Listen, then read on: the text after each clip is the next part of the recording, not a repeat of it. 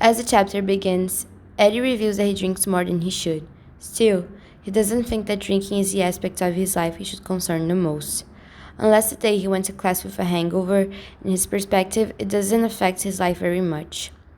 While Ed is in his living room drinking wine, he hears someone entering loudly and immediately finds it strange as it doesn't sound like Chloe. It turns out to be indeed her, but Ed notices that the young woman is crying. At first, he had a hard time on confronting her. As a matter of fact, anyone that would seem sad. Chloe didn't want to talk about the reasons for her anguish, so she proposes that they have drink shots right away. I'm not as dumb as Eddie, who doesn't know how to deal with other people's feelings. However, I do not classify myself as an emotional person. Although I'll always be there for the ones who need me, I act sort of awkwardly during these occasions. Hence, I find it kind of uncomfortable to be in Ed's position while Chloe was in that situation. Like Leticia, it comes easily for me to comfort somebody in pain. Most of the time, if someone looks for you seeking comfort, it means they trust you and you are close. So the only thing you need to do is to provide support and assure them that you will be there for them whatever it takes, through thick and thin. I usually just give the person a big hug and give them the option of either to share about it or to just sit with me until the pain gets easier. Chloe was very upset, and that was clear because she was crying. So Eddie decided to sit with her and have some gin, although he decided to drink only some wine. While they talk, Chloe wonders if Eddie considers her a friend, and Eddie said he does, even though the relationship is not very intimate. He does not know what actually happened to Chloe because of his poor relationship the two of them have. So we don't know if she had a family problem, or a problem with a boyfriend maybe, or any other aspect of her life. So that's something for us to find out throughout the novel. Am I a friend? Adds Chloe questioning. After some drinks, we can assume both were quite drunk. And I ask you, are we more honest when drunk? Well, she was. The question itself startled him. What was he supposed to say? It was a lot of whys and no answer. A little frightened, he says, I hope so. She smiles. I guess he did a great job.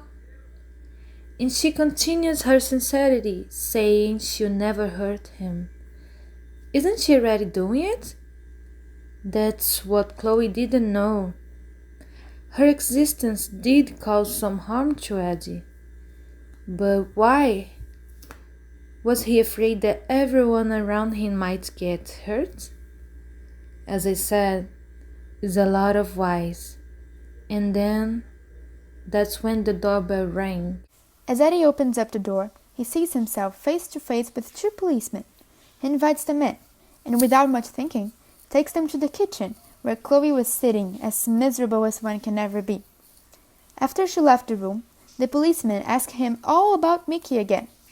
As it turns out, the situation was much worse than just a missing person case. His body was found drowned in the river close by. But the most enigmatic part to the police was a package of white chalk and a chalkman drawing a piece of paper that was found in the dead man's pocket. Mickey was found dead at the river, just as his brother. Coincidence? I don't think so. Either because of how well both scenes match, or due to the mess it left behind. A hangman drawn on a paper with a white piece of chalk. A lightning does not strike on the same place twice. Neither corpses fall in the same location. Not in a small town, not in Enderbury. His last words? I know who really killed her. Who wouldn't want Ed to know what Mickey knew? Is this person related to Sean's death? Only time will tell. Back to 1986. Eddie talks about his family not being religious and how people in his town used to see them with suspicion, as well as making most of them take sides with Reverend Martin over the clinic. He worries about how his mother seems to be getting older. She didn't have him until 36 years old. She also works really hard and would always get home late at night after working at the clinic. However, something else would be in his mind. How death can affect someone. For his friends, Mickey had changed a lot. He was colder, hotter, and he started walking with Sion friends. They weren't angry with Mickey, as they did, but they all came along to Hobo's dog funeral. However, at that point, they weren't friends anymore. Mickey kicked the dog Ashes, and a fight started between him and Hobo. Somehow, the gang was able to stop the fight, but all ended when Mickey assumed that he killed the dog for them to suffer what he suffered. Hobo went to a punch, and Nicky, to stop it once and for all, stepped in and received the punch. In the heat of the fight, Nikki gets punched. At that moment, she falls hard on the ground, and a bruise started showing up on her face. Hope and Annette try to help her to stop the swelling, but it still gets quite big. Later that day, Reverend Martin shows up in Annette's family's house, demanding that he keep distance from his daughter, and comparing him and his father to the devil himself.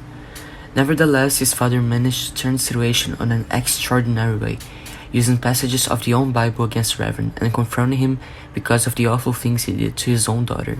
Late night, when Eddie was already in bed and his parents were in the kitchen, somebody threw a brick through the front window. Luckily, nobody was injured. The brick had a little message saying, "Stop killing babies or your family will be next." Whoa, a bit scary, isn't it?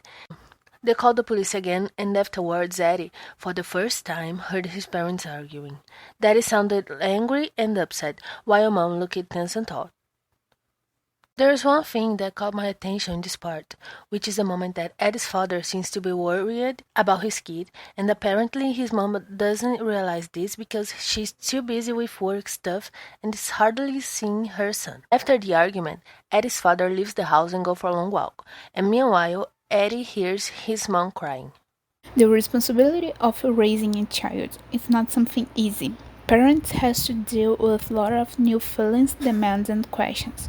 They have to know how to take the lead of the situations, to show what has to be done, and guide the kids to be a person who has values well-based. On the other hand, kids also has their own opinions, and by the years start to make their own choice, even if it's not the best ones. This process can result in not always correspond parents' expectations. When this situation happens, more than angry, they get frustrated as some circumstance affects more morally than emotionally.